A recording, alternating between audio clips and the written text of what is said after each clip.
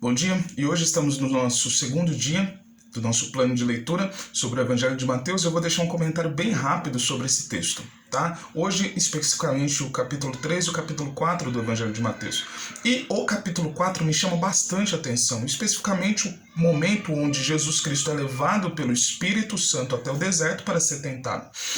Há muito tempo eu li esse texto e sempre que eu li isso me indagava, isso me questionava, isso me provocava demais. Como pode Deus levar uma pessoa até o deserto para poder ser tentado? Isso não batia, principalmente quando a gente vai para a carta de Tiago, para o texto de Tiago, a gente percebe que lá está escrito especificamente que Deus não tenta ninguém, né? Então a gente não pode tentar Deus e Deus também não tenta nós. Então esse detalhe sempre me provocou.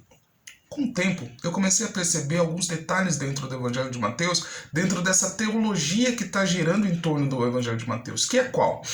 O Evangelho de Mateus, como já foi proposto, ele tem uma teologia principal que é levantar Jesus Cristo como Filho de Deus e Filho também de Davi, que vai reinar eternamente dentro da terra, e especificamente a partir do povo de Israel.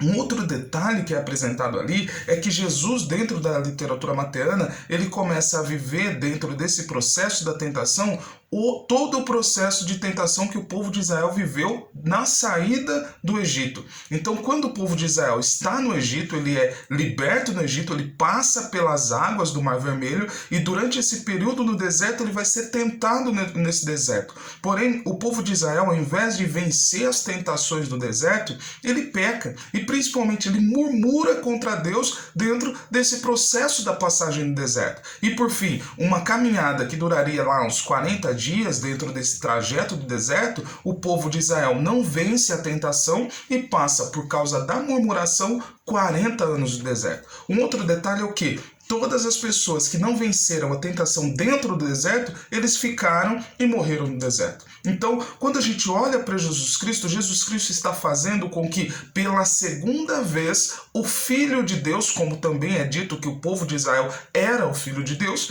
né? O Filho de Deus passa novamente pelo deserto. É como se fosse um processo de uma segunda chance para esse povo de Israel. Porém, no caso de Jesus, a questão é um pouco diferente. Jesus Cristo é levado até o deserto, ele passa no deserto sem alimento, porque o próprio Deus o supria as suas necessidades, e principalmente pelo fato de ele não murmurar e de ele não provocar Deus, ele consegue, ao invés de passar 40 anos, passar 40 dias. Então, dentro desse processo do deserto, então ele é batizado, ou seja, ele passou pelas águas, da mesma forma que o povo de Israel passou pelas águas, ele vai passar durante 40 dias no deserto, da mesma forma que o povo de Israel passa 40 anos por causa da murmuração. Como Jesus venceu essa tentação do deserto, ele é passado.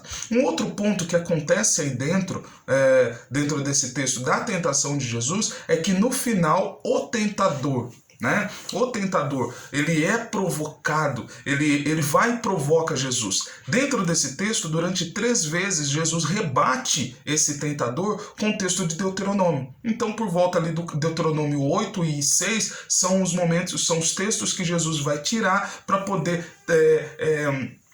vencer essa tentação no deserto. Então, no momento que ele é acusado, provocado e tentado, ele traz a lei de Deus para poder vencer a tentação. Ao invés de murmurar, ele se vale da lei de Deus para poder vencer a tentação. Então, nesse dia, né, dentro dessa leitura, medita nesse processo. Se a gente quiser vencer a tentação, a gente precisa manter como princípio na nossa vida e principalmente saindo dos nossos lábios a lei de Deus. E a lei de Deus apresentada na lei do Deuteronômio é a lei do amor. Então mantenha nesse dia o amor vivo dentro da sua vida e mantenha esse relacionamento com Deus unido pelo amor com Deus e expressando esse amor ao próximo.